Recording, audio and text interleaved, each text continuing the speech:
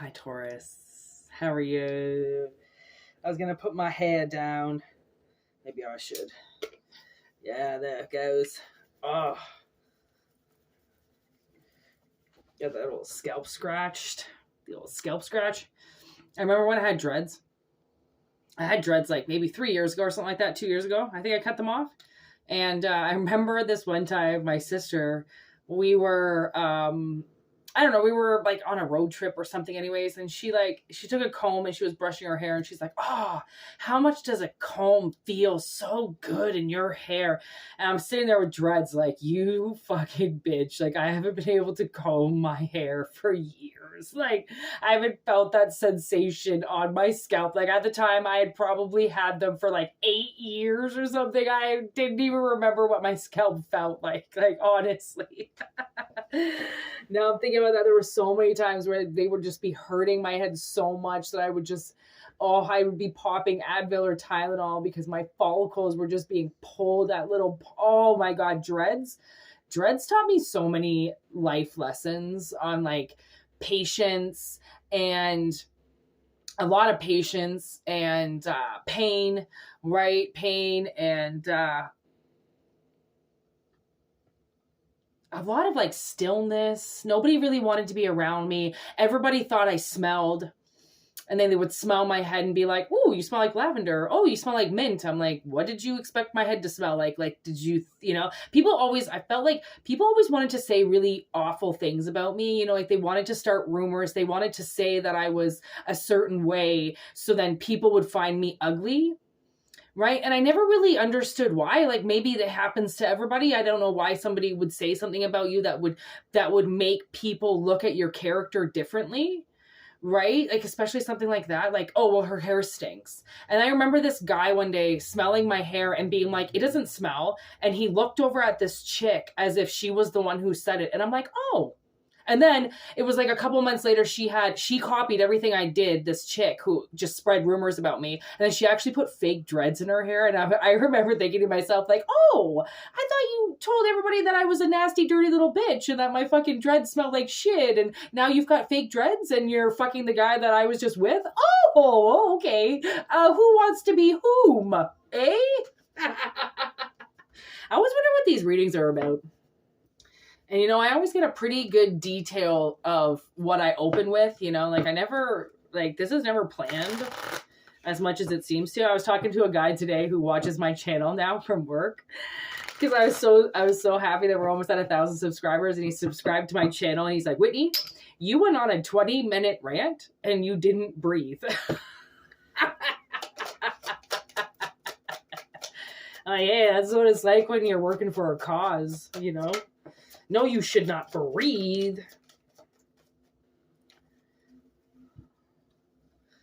Oh, I don't know why I wear these glasses when it's so dark, because I really can't see that well at all. But surprisingly, I can see a lot better than you think I can. I really am I don't like people seeing my eyes. If you wonder why I have glasses on, is because I do not like people seeing my eyeballs.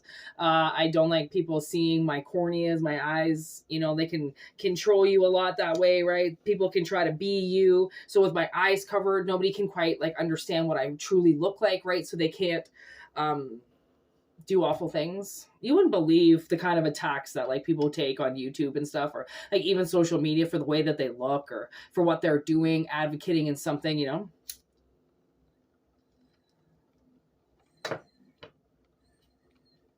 you know what? I'm sure it actually sounds a lot like I'm not breathing, but I mean, when I used to listen to Eminem, I always thought he wasn't breathing. I'm like, yo, where does that guy taking his breaths? Surprisingly, he takes his breaths a lot more than what you think, and a lot quicker. They're just smaller breaths. That's what I do. If Grant watches this, I take very small breaths. I gotta say, I love my work, man. I love my work, men. I like my work regulars. I love my work. When you love your work, man, nothing or nobody can fucking take that shit away from you. Okay. So we've got this mask that's coming off, okay? Ooh, you know what I kind of think is going on? I feel like someone's wearing a mask with like an addiction, okay? And it's really funny because like I work and I pour alcohol to middle-aged men all day, okay? And I don't drink. And I think it's really funny that, you know, I buy people shots all the time. I bought my buddy a drink today, and I don't drink, you know, and they just like look at me and they're like, really? And I'm like, why wouldn't I buy you a drink? I work at a bar. Just because I don't drink doesn't mean that I don't mind that other people do, right? And I feel like so many times like I end up talking to these men about their addictions, and I talk to them about why they drink the way that they do and why they do what they do, and then they realize, you know, like a lot of people know what they're doing, right? Like they don't necessarily open up that door every day all day because they don't want to look at it, but they genuinely, people know what they're doing when they swallow their pain, okay? Swallow their life or whatever it is they do, right? So it's like, I feel like somebody's addiction is getting broken up. And actually, I work with another girl who doesn't drink either. She does engage in extracurricular activities, but she doesn't drink. The main part is she doesn't drink. And I always, you know, she works at a bar and she's younger. And I always think to myself, like, it, you know, like it does bother us when people get as drunk as they do. And our tolerance is a little bit lower than the bartenders and the servers that do drink, right? But for the most part, like, I mean, any dealer will say, you know, don't smoke your product, right? Why would I want to drink what I'm serving? Then it makes me sloppy, right? Then I won't be able to perform my duties properly, right? So I almost feel like the line that we're getting on is like addiction. And like, I can't not look at it. I mean, it's right there. It's just staring me in the face. Addiction. Okay, people carry around addiction like a fucking karmic relationship. Honestly, they really do. Like, they look at alcohol as their very best friend. You know, the thing that just understands them, the woman that they never had, right? And this energy is being broke up. Like, it has to be axed. I don't know if you can see that or not, but yeah, it has to be axed. At the on the bottom there, it says break up and then separation. It's basically talking about, you know, breaking up stagnant energy. Okay. And somebody, I mean, ooh, Lordy. This is really bad because the thing is that if somebody doesn't get a hold of this, it's going to kill them. Right? Addiction can also be smoking. My sister has recently cut down a lot in her smoking. And as she's getting older, you know, like smoking is it's one of those things that like people, you know, when I quit smoking, I smoked for about 20 years. And when I quit smoking, before I quit smoking, I always was so worried about what I was going to do with that time. Like smoking took up a certain time of my life. And I'd be like, what am I going to do instead of smoke? And honestly, everything. Your day doesn't stop. Okay, your day just like what people have to realize about smoking cigarettes is smoking cigarettes are interrupting your day. They're interrupting your day. They're knocking on your door, telling you to do something that your body's not naturally driven or prone or needs to do. Right? So if anything, smoking cigarettes is interrupting almost like your body's frequency, your body's flow, right?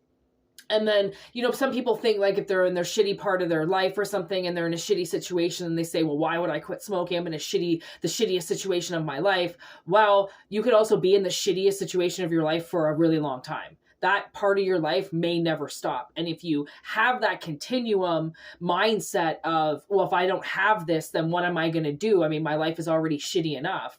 Yeah, but your life could get a little bit better by not smoking, right? Like you will find that you'll have a little bit more money, you smell better, you look better, you feel better. I mean, 99 signs of when you quit smoking, how much better you feel. It's kind of unbelievable. Okay, I have to blow my nose.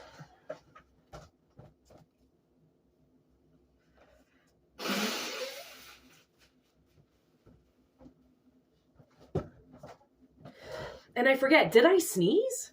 Or did my nasal cavities just started filling up? Oh my gosh, I'm still like kind of sick after like a month. It's been more than a month. It's been a month and a half, and I'm still sick. I still haven't acclimated. I still haven't pressurized back home yet. And it's just driving me crazy. And I'm trying to think, like, did I sneeze? Like, that's another thing is like, you know, your nasal passages could just clear. Like, you wouldn't believe how much you taste food better. I mean, I just heard sex is better. So, which means your bodily fluids will smell better. Okay, and will taste better. Like, overall, your body changes drastically when you take out synthetic compounds from your body, right? Like, alcohol is not supposed to be there, right? Smoking is not supposed to be there. Manufactured drugs are not supposed to be in there, right? There are certain things, but it's 2020, almost 2024, you know, like, we have adapted and so have our bodies. And you know what I found out? So many alcoholics that I know don't get sick. Like, their alcoholism keeps them from getting sick. It's fucking crazy. So how can you fight that? But there is called liver cancer. You know, your kidneys start shutting down. Things start shutting down. They're not moving because you're abusing them and you're using them to clean liquids that you're putting in your body, so then your body knows what to do with them and can evacuate them. So you're overworking your organs. Right? So of course, things that are being overworked, I mean, could you imagine a little kid or even you, right? If all of a sudden your boss starts scheduling you 80 hours a week and starts overworking you and you're 45, like, you're going to start to break down. You're not going to, you're not going to bounce back the way that you did when you were 20, right? You're going to get sick. You're going to get run down. You're going to, like I almost feel like your organs are going to start to hurt. They're going to start to bruise. You know, when you touch your kidneys, it's going to hurt. When you touch your stomach, it's going to hurt. When you feel your liver, it's going to hurt. Things are going to hurt inside of you, right? Because everything is swollen and it's not getting the clear path that it's supposed to.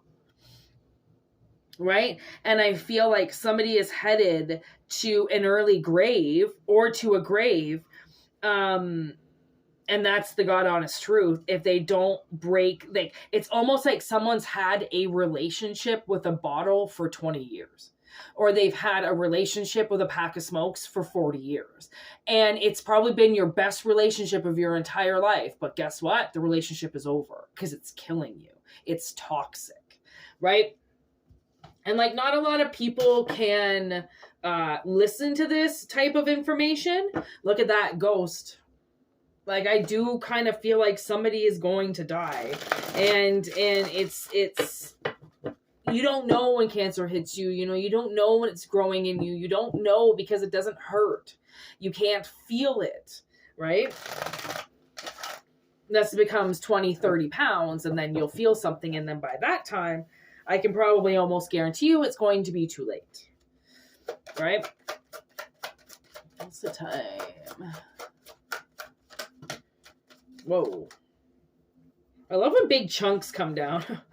That means that, like, somebody's got something to say here. Jeez Louise. Okay, we got bouncer. Okay, so somebody is trying to kick this thing out of you, okay? It's trying to tell you that you're so much smarter. You know, like honestly, it's really hard. I have had to fight alcoholism. I've had to fight pills. I've had to fight smoking. I've had to fight toxic relationships. I mean, you name it. I've been addicted to everything. Okay, I've been addicted to shopping. I've been addicted to dudes. I've been addicted to the bottle. I've been addicted to the smoke. I've been addicted to my car. I've been addicted to jobs. I've been addicted to shoes, to jackets. I've been addicted to perfume. I mean, you name it.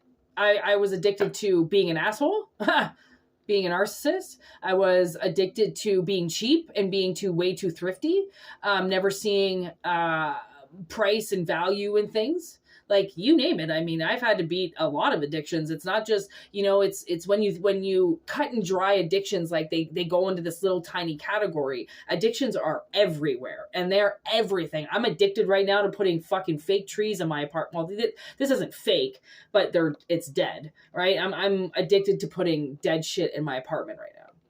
I refuse to buy fake anything. I don't buy anything fake. I think it's stupid, especially like fake flowers and stuff. I find them just quite tacky and ugly. So I just wait for things to die.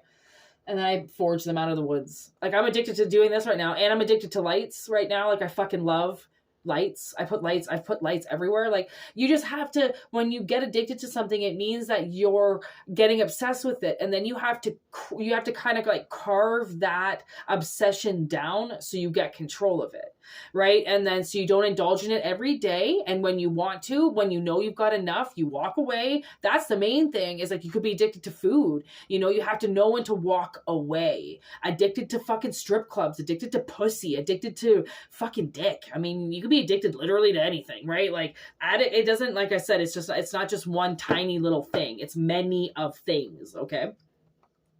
And there's the werewolf in reverse, right? Clearly this bouncer that's coming into your life. So it's almost like you've got like a spiritual advisor or something that's coming into your life because they don't want you changing anymore.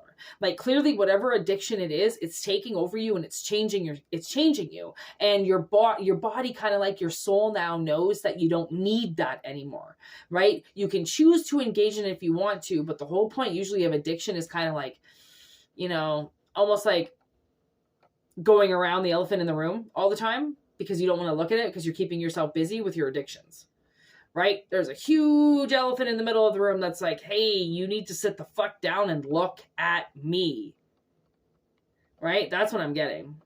Fight or flight. Like, something is not going to let you just walk away from it anymore. So I think the reason why this addiction has to go is so then you can clear your mind of what's staring you in the face, okay? This is definitely a prophecy. It's kind of an unforeseen prophecy, okay? So it's coming in reverse because it's a very positive, it's a possible outcome, but it's also can go either way. You know, like, you may see this and be like, I'm never going to stop smoking. I'm never going to stop drinking.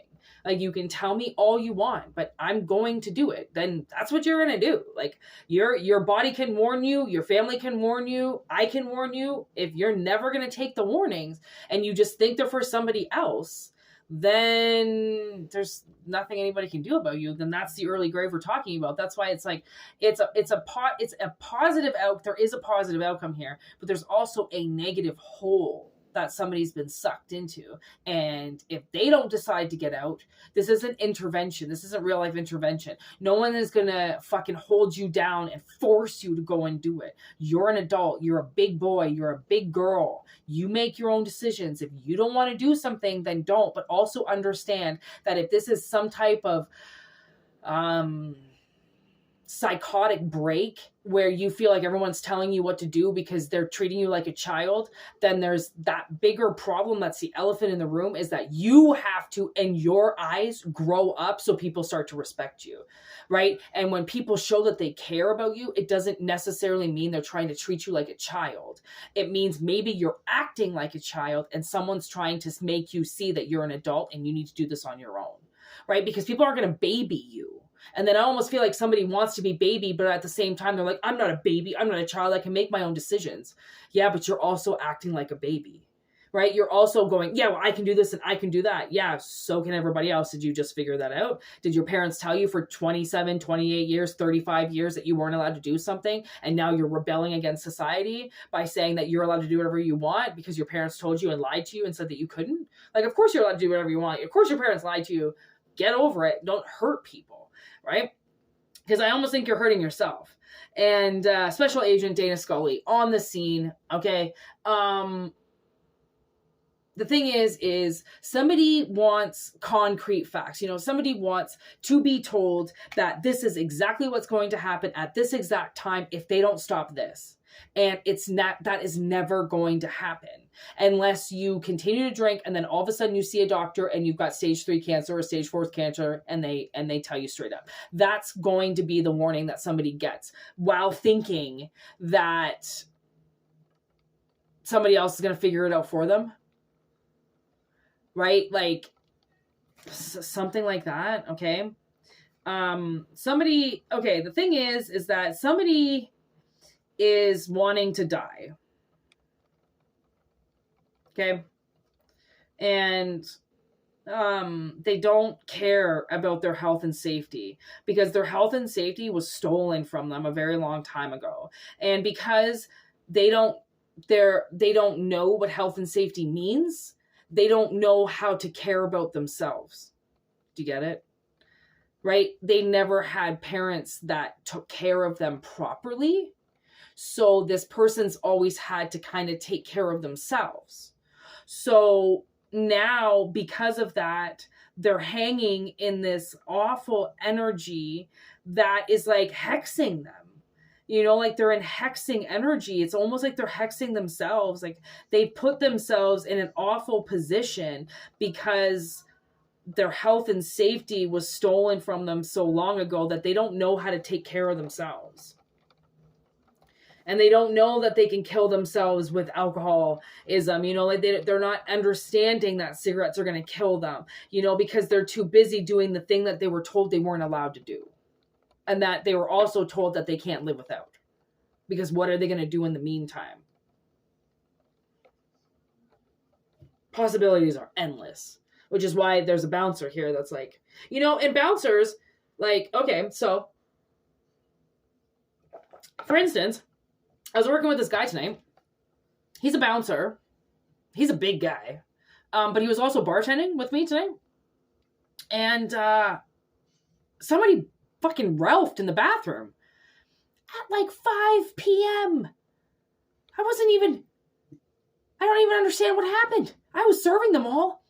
And somebody barfed in the fucking sink. And this guy found it. I'm not going to say his name, but he was like, oh, Whitney, can you watch the bar? I've got a blah, blah, blah, blah, blah, blah. And I had my toque on, and the fucking, probably My Chemical Romance was just blaring in the background, or fucking Metallica fucking yeah. So I can't hear him, but I know he's got to go and do something. I'm like trying to get the till ready and stuff so I can get out of there. And oh my God, I think this person just hit the wall trying to turn around. Oh my God, you idiot. Anyways. He just went and cleaned up barf for me. And he comes back and he's like, oh, you know what bothers me about barf is the saliva. And I was like, you just cleaned up barf? He goes, yeah, I told you. It was a sink full of barf. And I'm like, I didn't hear you. Like, I thought you were going downstairs for something. I didn't know you went. I would have went and cleaned it up. Like, I was serving them. Like, I don't even know what happened. Nobody was drunk. So obviously somebody had like, you know, something not agree with them and throw up, you know. I would have cleaned it up. And he just cleaned it up like that. And like half the time he's our security guard. So he's just throwing drunk people out all the time. And the thing is that I've noticed about security guys is they've got a level head because they're the sober ones. So they're dealing with all of these drunk people that don't know what they're doing because they're out of control, because they're at a bar, because they've been drinking. So I figure this bouncer is kind of like coming into your life, okay, so then he can like escort you out of something, right? Or escort you to the door where you get free of your addiction somehow, right? Because it's almost like there is somebody that's above you or around you that knows and is trying to make a better decision for you, but they're not going to force you to do it. That's the thing, is nobody's going to force you to do anything. You're the one that has to decide what you're going to do with your time here. And if you're going to choose to, you know, kind of curb this in the butt or you're not, right? That's the thing. And like what I figured out about security guards, like I've dated security guards for like years, right? I don't know why I've actually dated a cop too. I think just because I feel safer with them, right? I've never felt safe my whole life, so I tend to date guys of authority. I don't like authority figures, but I like to bang authority figures, so I know they've got my back. Okay? But I mean, other than that, like, I mean, I've dated a few, yeah, and oh my God. 1, 2, 3, 4, 5, 6.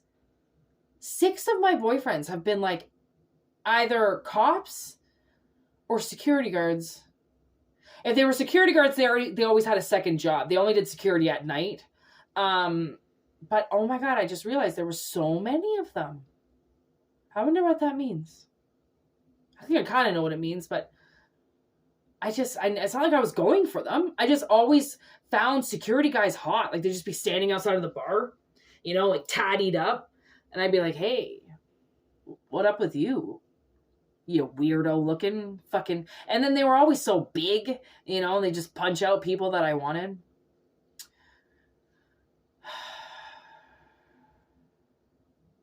Anyways, we've gone really off topic with that. Now I'm thinking about my bouncer days. Oh, they just pick me up and carry me right out of the bar, right over their shoulders. I'm getting into cat fights with bitches. Do you know what? Honestly, I never started a fight before in my life. But people started fights with me all the time. I couldn't believe it. Like, do you have a death wish? I think they did. Early death wishes for sure.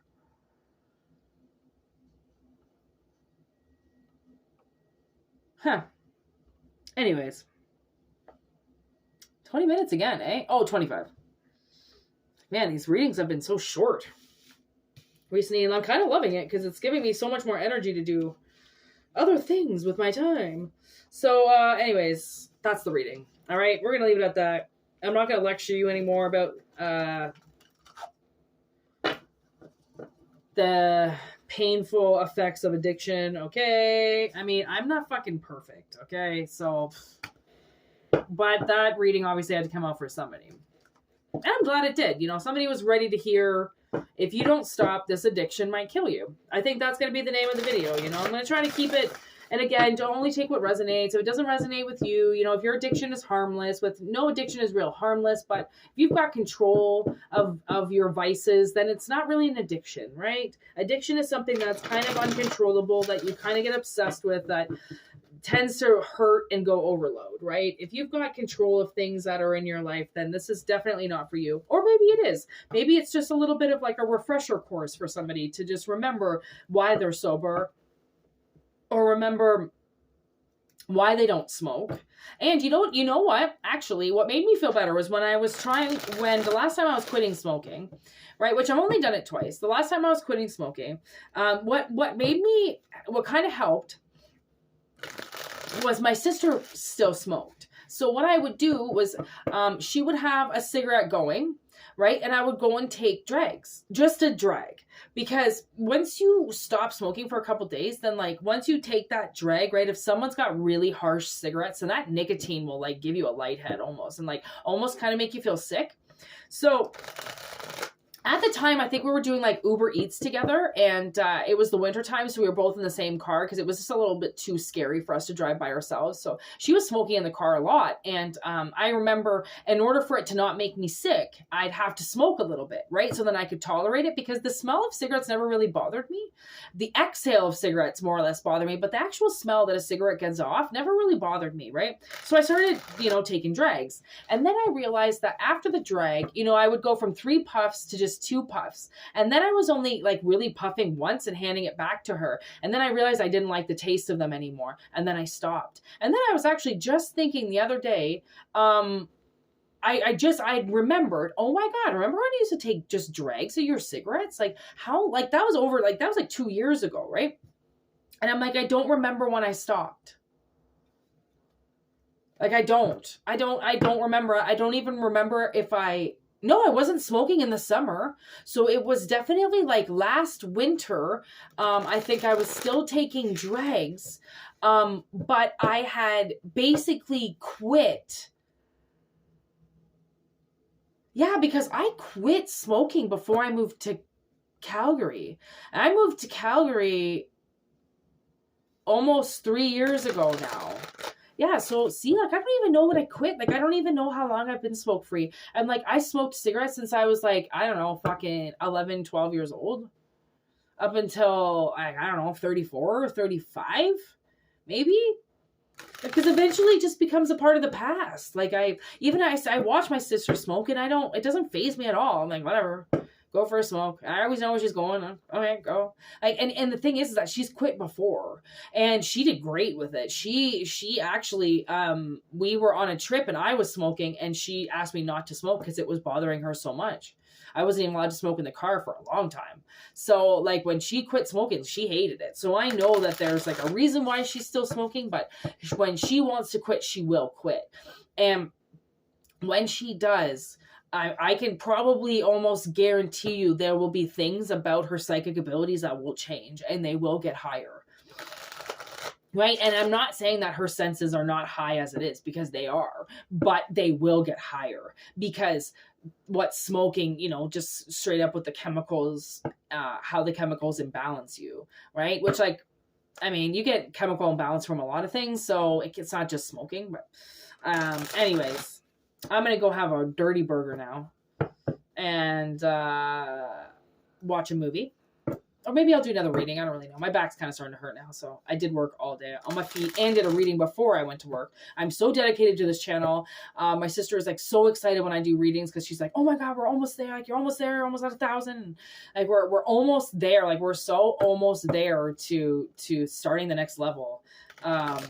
I'm starting my, I'm going to probably hopefully start working on my website tomorrow and getting memberships on the go and personal readings, booking how to book different personal readings. And like, oh my God, like I'm really, really, really excited. And like, I've got a little bit of time off work. So like, I'm going to, when I'm supposed to be at work, but I've got the time off, I'm going to work on my channel and I'm going to work on this, right? It's like, sometimes like the universe just gives you these like little windows of opportunity to like do something else with. And like, wow. So anyways, man, I hope you're doing the same thing. Like, especially if you're trying to curb addiction. Like I started painting, like I was painting all the time, or I was sketching, anything to just keep me focused on not wanting to go outside for a smoke, right? Or not wanting to drink or, self-wallow and pity and, all that shit. So it's just a fear, fear that you can't do it. That's all it is. And fear is just false evidence appearing real. So don't ever listen to it. It's stupid. Peace out. Thanks for everything. whitneymoonshine@gmail.com for personal readings right now. Okay. You can head over to the about section. There is a way you can donate to the channel. There is a way that you can book readings, and there is a way that you can talk to me because I'm the best. And if not, just enjoy the channel, enjoy the freebies, enjoy fucking all of it, because it's still, no matter what, going to be a free channel, even if there's memberships. So anyways, peace out. Have a good one. Have a good week. It's Sunday night, so have a good week. And yeah, peace out. Namaste. Have a good one. Word to your mothers.